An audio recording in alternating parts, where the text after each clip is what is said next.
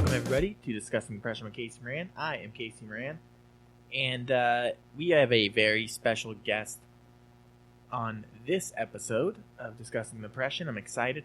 This is funny. He's a really good friend of mine and a comedian, and I worked with him at TMZ. He's an actor. He does a lot of stuff. He's a really good person. He's wanted to be on the show a lot. I'm acting like this is a huge show, and he's begging to get on. He's actually a big deal, and I'm happy to have him. But I'm going to do the first for the first time on Discussing Depression. I'm going to give a call to this person who tried to get me to confirm that this time would work, and I didn't respond because I'm going through a very, very, very serious episode. Oh God, I'm acting like everyone is different. They're all the same in terms of just being down and thinking of suicide and all that stuff.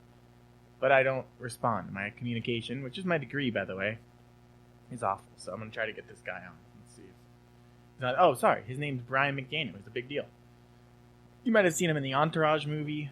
He was on TMZ for 8.5 years, I believe. Like an Artie Lang without the drugs. That's how long he was on Howard Stern.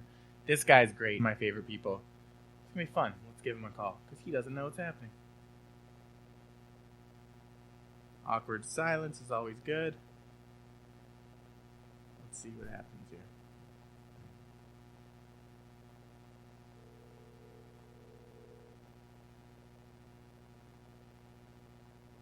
It's ringing. Yo. Brian. What's up, brother? Hey, man. How you doing? Good. Is it okay to just straight go into this conversation because you're on the podcast right now? Yeah, sure. Cool, man. How can you hear me okay? Yeah. It sounds great. So I gave a good intro, I think, but you're going to listen back and probably hate it because, that's what you do.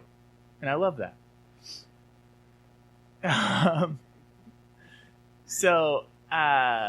Dude, I just really needed to record episodes again because I've just been super down, and it just doesn't help to sit around and do nothing and just feel sorry for myself and all that. And I've wanted to have you on for a long time, and so I'm just excited that we made the time because you are super busy. Thanks, brother. I appreciate that.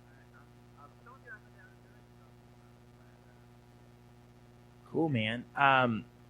Well, it's like you're somebody that I really admire in a lot of ways because you are really good with balancing, your life. And that's, I guess that's kind of like, it's easy from the outside looking in to see that. Maybe you would disagree. Maybe you would say, no, I could be doing this more. But from the outside looking in, it seems like you're always juggling so many different things, whether it's, with your family or with professional things, and you're really good at that. Like, how are you able to like, just, I don't know if you can even answer that, but like balance, all those, juggle that many, things at once. I think a partner who makes money, makes a good amount of money, and relieves a lot of stress of making money, so they can just do all the things all the time. Yeah. That's my success and my strategy.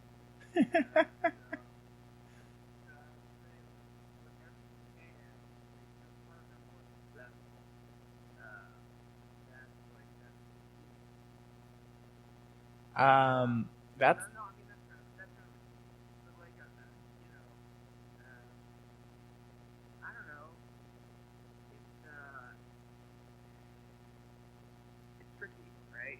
Like, you have all these different things, and I saw, I was watching Homeland a couple weeks ago, and they had this scene with the main character, Carrie, and they took her kid away,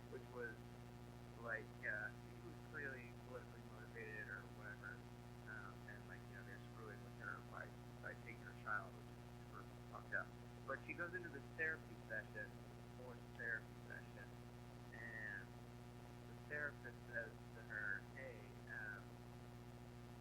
this is. I need you to try and hear this as much as you possibly can."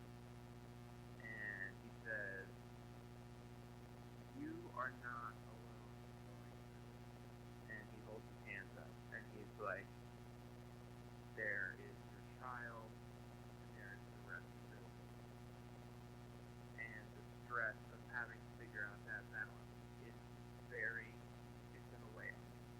Like, there are times when you don't know how to make that balance. Right. And he said, your daughter's 4, at 4, they only need so much, but sometimes they just need to be the main focus of your world. And so that, I think, I was like, wow, this is super cool scene. So you really related to that, huh? I really did relate to that. And it's nice to hear that, you're not alone in dealing with the stresses that are, because that's one of the major stresses of me is how am I balancing? Am I giving my kid enough? But it's not. It's something that everybody's going through, and it doesn't mean it's easier, but it just allows me a little bit of levity, and it also, I think the sort of follow-up point about it is like be totally present for one thing. I don't know. I'm not that great at multitasking anyway, so it's like. I don't know. It seems like you are though, because I mean, you have a podcast of your own. You have, a bunch of stand-up shows. You're always hitting shows. You have, like I said, your family life and, acting jobs and, all these other things. And it's like, it's incredible to watch, man. I wish I could kind of emulate that. Like, I don't have really a lot of responsibilities at all, and I find ways of procrastinating. It's amazing to see. You've always kind of been able to do that. Oh, I do want to go back to, it's great that you didn't have to spend like $150 for a therapy appointment. You just got it from watching Homeland. Right? That's amazing. But I mean, I think the cable bill was probably pretty high. It's not, and Homeland's only on for like 3 months a year, so then they're kind of screwing you, some of the other months of the year. Right. Yeah. So you're like, I can only get therapy 3 months of the year. Yeah. And then they have all those action-packed episodes with no therapy. What the fuck Yeah. is that? You just want to watch therapy. Just the therapy episodes. Like, it's going to be an extra. Now, like, this is such a stupid question because it's on every podcast, but like when you got into comedy, did that help? Because I mean, I don't know. I mean, I know you. I think I know you well, but I don't know if you've ever been diagnosed with depression. But I think everybody goes through some type of form of it, whether it's clinical or not. Everybody gets sad. Everybody goes through different life, obstacles and all that. Have you ever been diagnosed with anything, from a doctor, or do you just like, oh, I know I have anxiety, or I have this, or I have that? I haven't been diagnosed with anything. I feel like this is, I don't know. I feel like everyone around me is dealing with depression. Right. And I just, I don't know. It's scary. And I feel like I am, I get frustrated and I get in situations where I'm clearly not functioning well because I'm obsessed with different things. But I don't think that for me it's depression. And I think, I don't want to sound callous, but like, I have so many advantages, and I'm not saying that people with advantages don't have these problems, but like they're just constantly bullying me, you know. Right. Like my family, my wife. I'm a white straight male dude in America. You know, like they just sound my fucking way. Yeah, you have a house that is literally a mansion. I've been. It is insane. I was like, wait, hold on.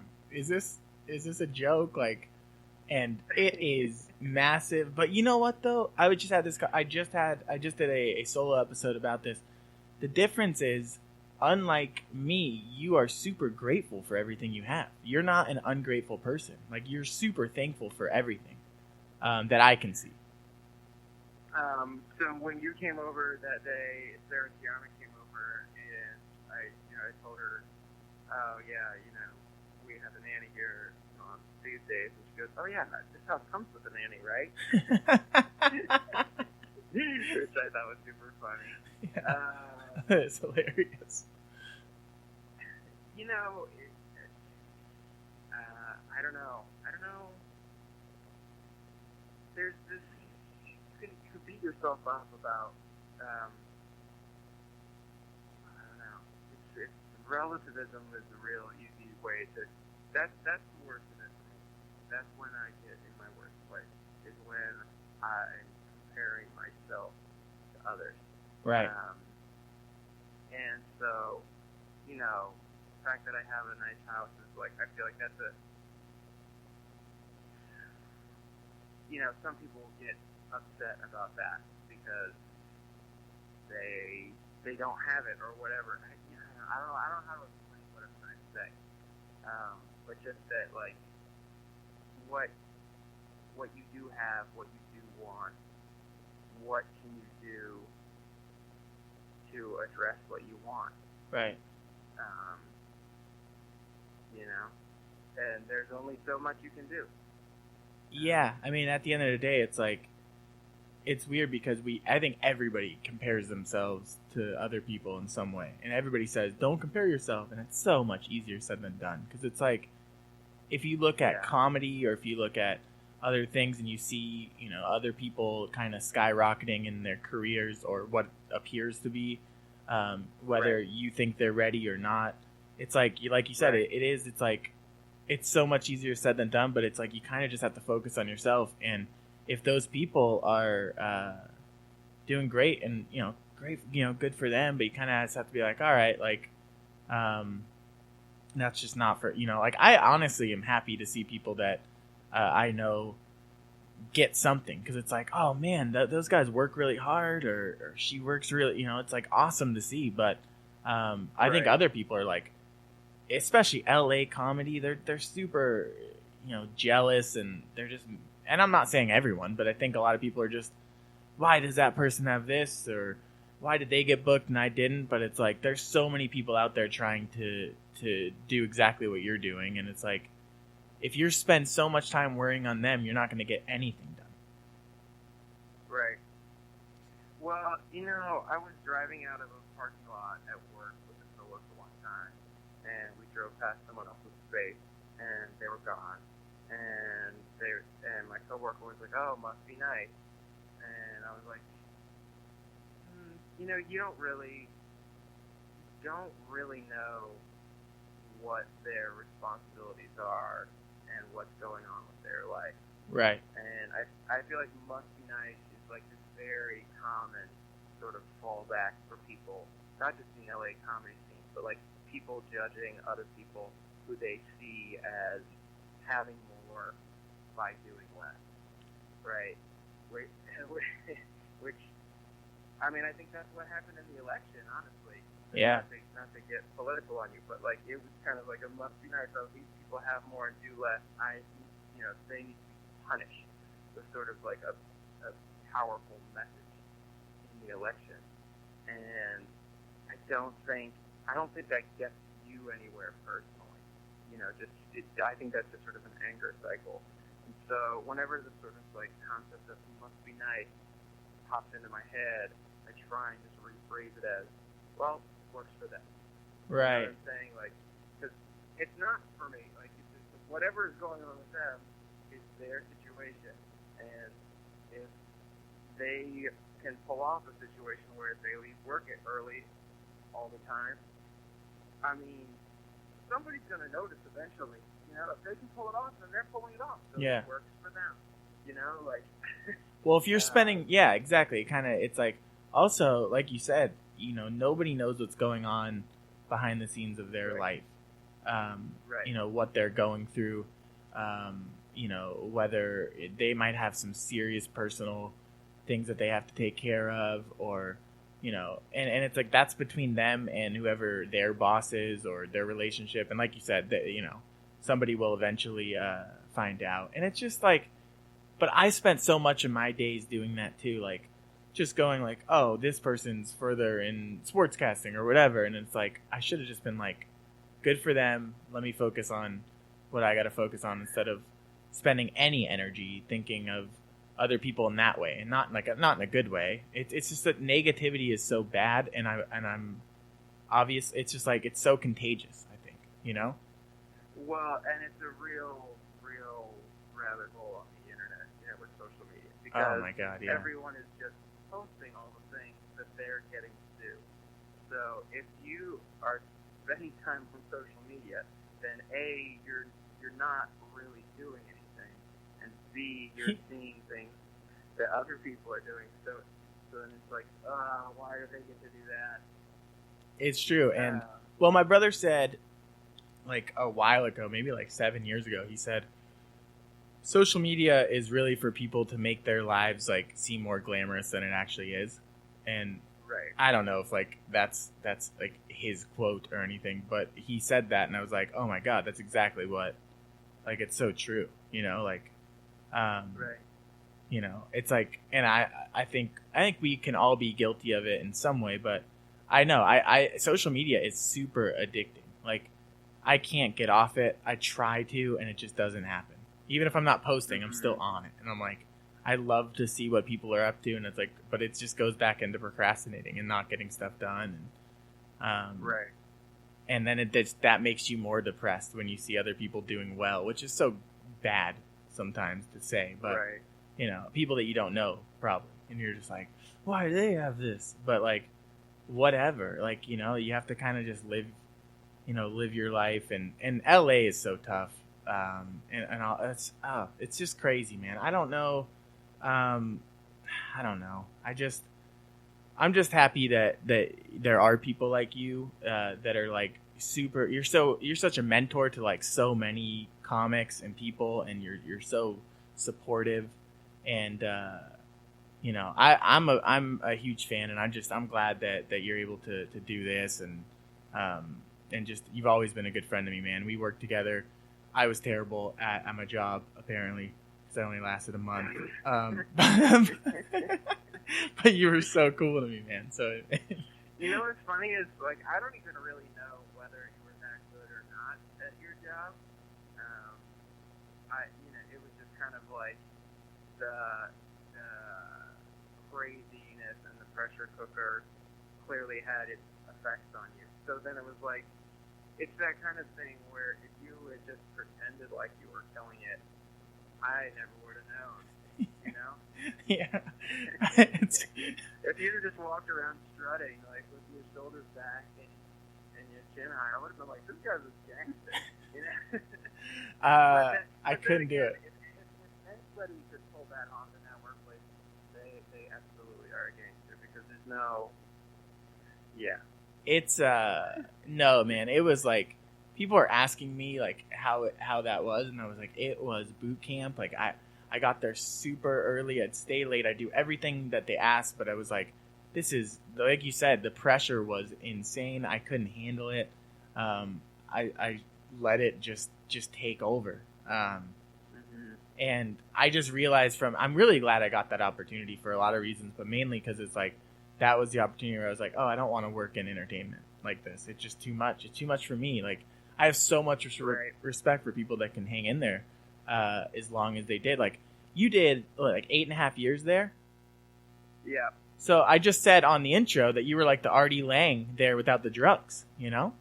Which is, right. which is like, I mean, but so it's like, I don't know. I think it's really, I mean, it's just tough being in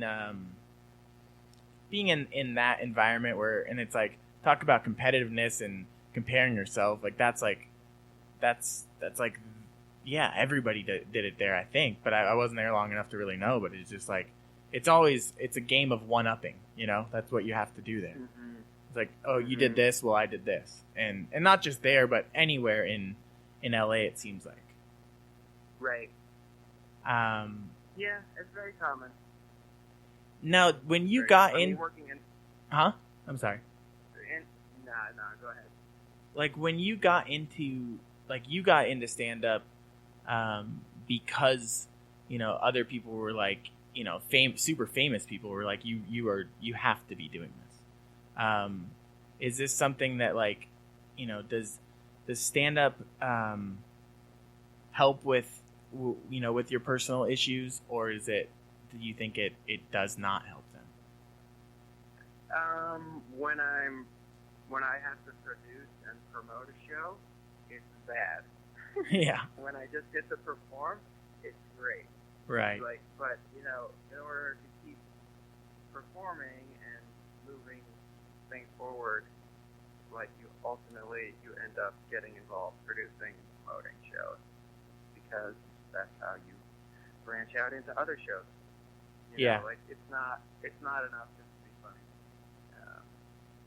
So, I mean, especially now, it's such a boom of comedy, you know, with podcasts and everything that's going on. It's just everybody wants to do it.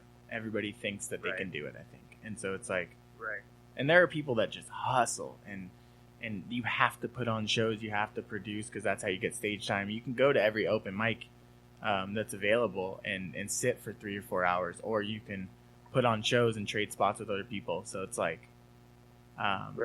I don't know, man. I have so much, because I don't think I can do stand up full time like you do. I just couldn't do it. I think I could do it every once in a while, but it's like, it took so much out of me, and I love producing shows, but that also took a lot out of me. And I burned out. I did so many at one time, and I was like, I can't. I mean, I wouldn't recommend stand up for people. You know? No, seriously. I've been through a lot of things. You know, people are like, oh, like, when did you get into it? Do you think people should try it? Like, it's a great way to get their voice out there. Okay, well, if you, like, as an experiment, want to go and do a show or take a class that leads up to doing a show, and so you can say you did it, do it.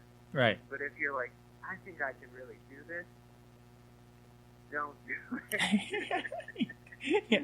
Well, I mean, I think it depends on where you are in your life. If you're like a 19-year-old kid, then yeah, sure, go for it. But if you're like in your, you know, late 20s, early 30s, like, yeah, it's probably time has passed. You're not Rodney Dangerfield, you know, like it's not, and that's a different time. I mean, it's a different time. I think everybody thinks you told me that, and I wish I listened more. I really do, because you told me that before I even did my first open mic. You're like, honestly, it is super hard.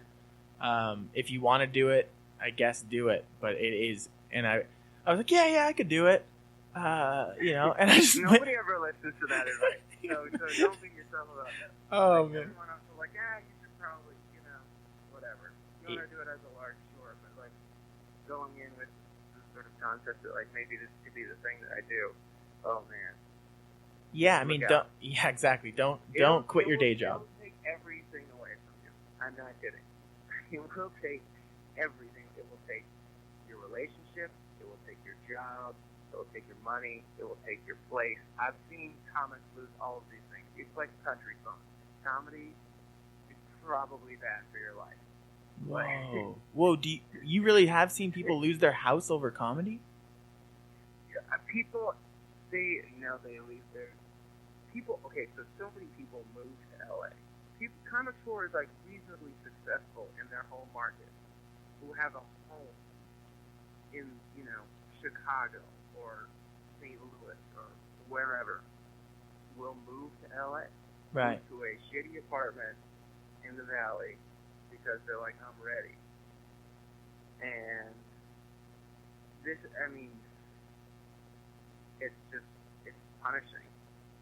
You know, I mean, like for people who are very talented people who you can tell if they had applied their lives to business in some way, they would have nice lifestyle. You know, right. But because their comedy is their priority, they do not. They really don't. They're struggling. They're scraping, and that's not uncommon. Now there are also people who are struggling and scraping, and you're like, that person will be a fuck up, whatever. But, yeah. Yeah. But you know, there's the flip side also. Well, there actually are normal people in comedy. I think people forget that. Like, it's like, and you're one of them. You actually have a life outside of comedy, where it's like, right. Comedy is something you do, but it's not the definition of who you are. Where I think other people, it's like, that's all they have. This is it. It's either going to happen or it's not. And then I don't know what they're going to do. Right.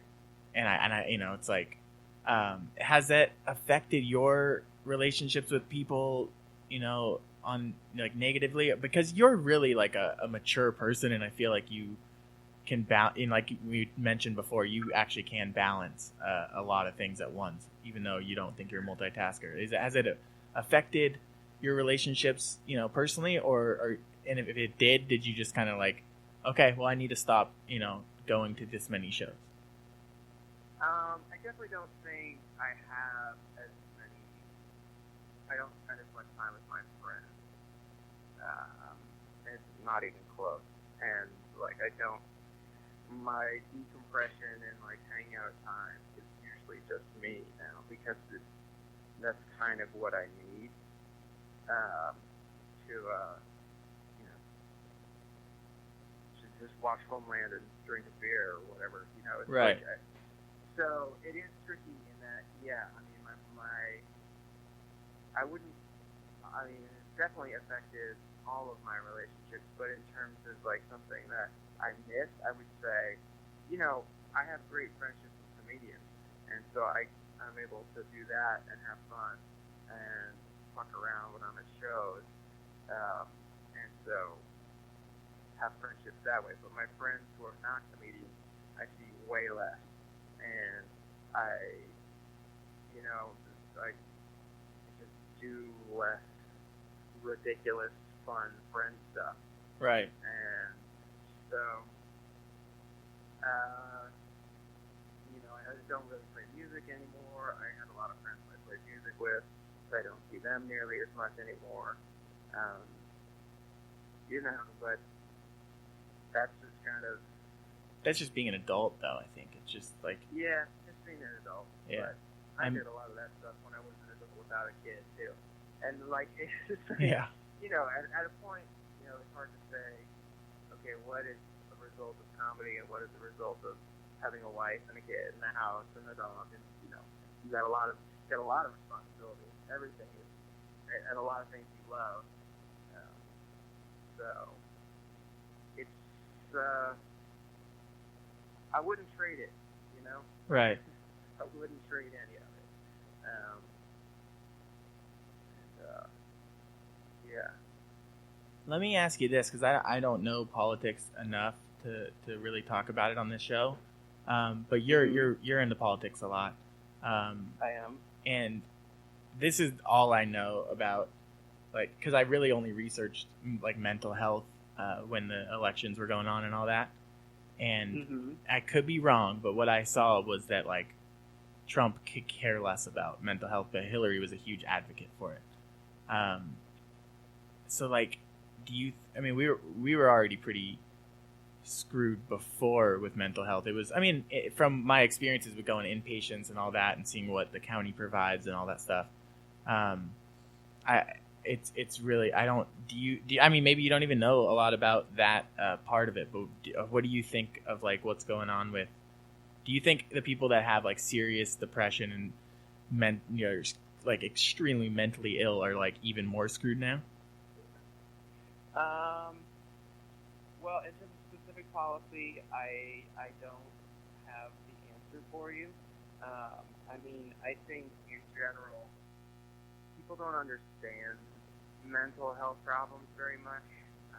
They just So it's difficult to get consensus to pay for help. I mean, it's difficult to get consensus to pay for help for things that people do understand. Right. Because, nobody wants to pay for anything until they're having a really serious problem. Yeah. That's true. And then they're like, yeah, I can't afford this. Shouldn't I be able to get help? And so, if you're not looking at the world through the perspective of like, okay, maybe we should all, pool some resources so that whenever anybody has a situation like this, they can get help. Obviously the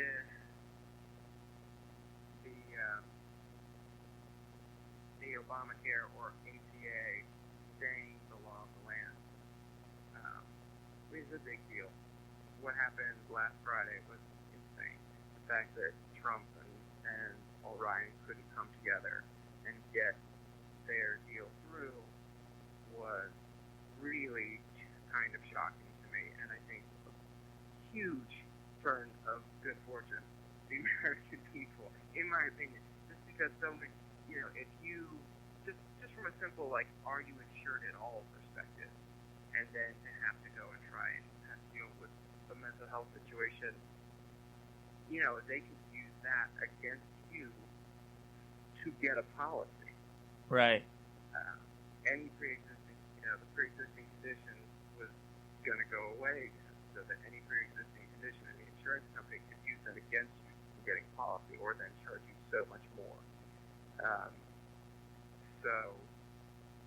That's as short an answer as without getting too boring. I mean, generally, for people listening who maybe don't have problems or don't feel like they should be responsible, bear in mind that there are people you care about, and that something bad could happen to them, and that you really want a healthcare system which is comprised of piecemeal GoFundMe pages. I mean, really, like, that wasn't out of the realm, So, whether you feel like it's very important to be aggressive about cost cutting, I'm not opposed to that. I just would urge you to think that you are part of a community and people care about you, and you care about other people. So, chipping into a larger fund is just kind of essential. Right. No, that's good, bigger man. Than you. Yeah. Yeah. I don't know. I don't know much about what's going. I mean, he's just one of those like typical guys that's like just super old school and just doesn't think that. I don't think he thinks mental illness is a real thing. Right. Probably because he has a lot. I was talking to a guy last night that wrote on SNL for the season that he was on, and he was, and I don't want to put his name out there because I don't, want to get him in trouble. But he was, he was talking about, he's like, he's got something. You can see it. Like, I talked to him for like an hour, and he's got, something's going on. And he's like, I don't know what it is, but I don't know if it's borderline personality disorder, but he's got something. So it's just like, it's really, I don't know. It's interesting to see, what's going. I know nothing about it. I'm an idiot. I always have been. So I don't know. It's like, it's kind of a good thing to be an idiot, though. To be stupid is like, this is the best time for it, in the sense that like, I don't know how much this is all affecting people. So I'm just kind of like, I don't have, I can't interpret anything that's going on. So it's like, it would just make me more sad, Right. Well, and that's you don't have to be super informed on all the issues, but I feel like what happens is people feel overwhelmed by being informed on so many issues, and then they end up making their decisions based on one or two stories. So, it becomes a very anecdotal, tiny little fraction of one instance that determines your opinion on something that affects a giant swath of people. It's why like science and research and policy and statistics actually matter. Um, so I would just encourage people, whatever really powerful personal story. I'm not undermining the power of that story to you, but when it comes to like a vote, maybe consider the broader statistical implications of what's going on. Right. Because I think, because you might not have anything, diagnosed or luckily have to deal with any of the mental illness that some people have to deal with. But at the same time, like you are like you don't know if your daughter could have something like this or right. So that's like, yeah. So it's like, but because you've been around people, because you've been around comedians, like kind of how to handle it in a way. You really know how to take care of things. And it's a scary thing because I think 10 years ago, mental illness wasn't talked about really a lot at all. And now it's starting to be talked about more, and it's going to continue to be talked about more. And it's like, whether, it's just, I don't know, man. My interview skills are awful today. I don't know what I'm doing. I'm just happy to be here.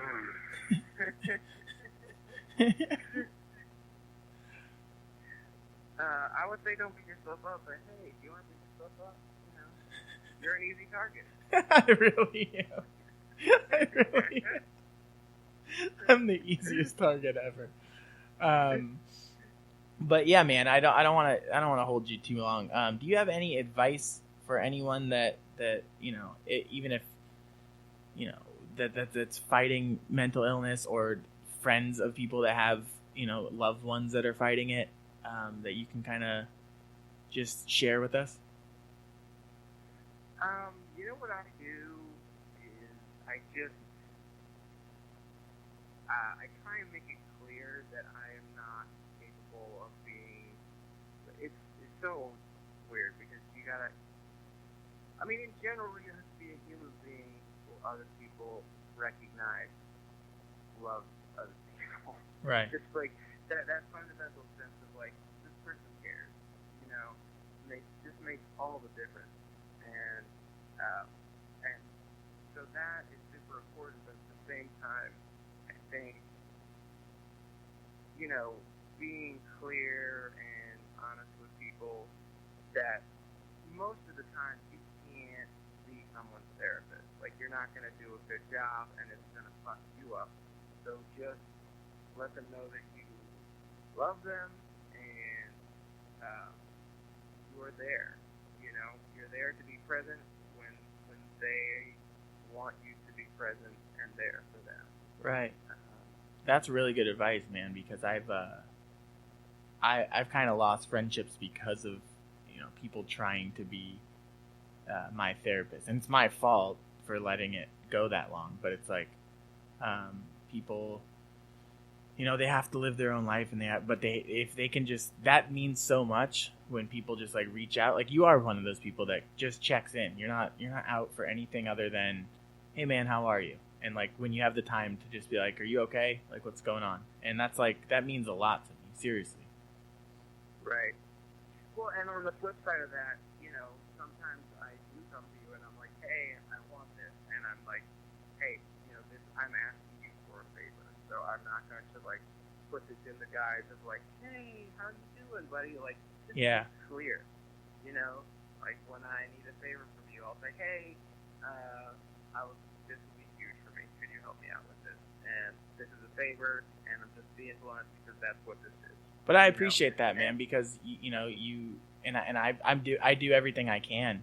No, I'm just saying, like, because in LA it happens a lot that people are like, well, and relationships get very fractious because people are building friendships with like quid pro quos established into them, right? And they don't discuss those realities, and they don't joke about those realities, right? And then the rubber meets the road in a situation where it's difficult for one or both parties to make a decision, and then they blow up. And it's just because people can't be clear about, what their expectations are, and how to have, multiple sides of a relationship. Cooch is one of my best friends, and we do things just as friends, and we do things where they're clearly like, okay, well, this is business, and we're going to discuss it, and whoever it falls on to make a decision in this situation, it falls on them, and it's going to be fine. Like, whatever they decide, it's going to be fine. But I guess it's hard for people to do that. Yeah, no, I mean, that's a good point, man. I think it is hard, but it's like, I don't know. I think I've just been doing more, like, I'm to the point where I just really need to be appreciative for everything around me. Like, I am always going to have a home to stay in. I'm always going to have, friends and family that are supportive, and sometimes I don't see it the way I should be in terms of just showing how grateful I am. But I mean, I'm telling you, man, it's so hard to even do this, like, to do anything right now when this is a rock bottom episode, but I was like, I just fucking have to do it. I got to get Brian on. He's been such a good person in my life, and a very positive influence of somebody to look up to, and clearly I'm not doing the work to prove that I'm trying, really. I'm really sitting around and not doing a lot and just in my own head because, like, suicide's on my mind all the time. But at the same time, I wish you are somebody I really look up to, and I'm so glad that you were able to do this. And just thanks for being a friend, man. To quote the is that Golden Girls? Thank you for being a friend. I think it is. It's definitely Golden Girls. Golden Girls clothes are strong. Well, at least that close strong, because everything else was terrible on my end. This was so weird, man, to have a conversation with you where you didn't give me too much shit. This was great. It was a serious discussion. I love you, brother. I love you too, man. And how can people find you on social media? And your podcast is great. How can people find all that? I'm under Brian S. McDaniel on Twitter and Instagram. If you Google Brian McDaniel TMZ, you'll find all my stuff. I was on, like you said, I was on TMZ forever. Same thing, Facebook, Brian McDaniel. Glory Days podcast. Talk about people's talents and sports stories. Yeah, kind of like therapy. No, it's good, man. It's really good. Things on there.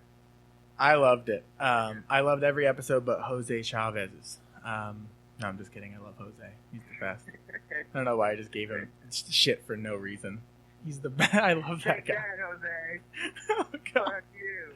I'd love to have him on this podcast. I don't know why I did that. I feel terrible. But yeah, man, thank you so much, and let's chat soon.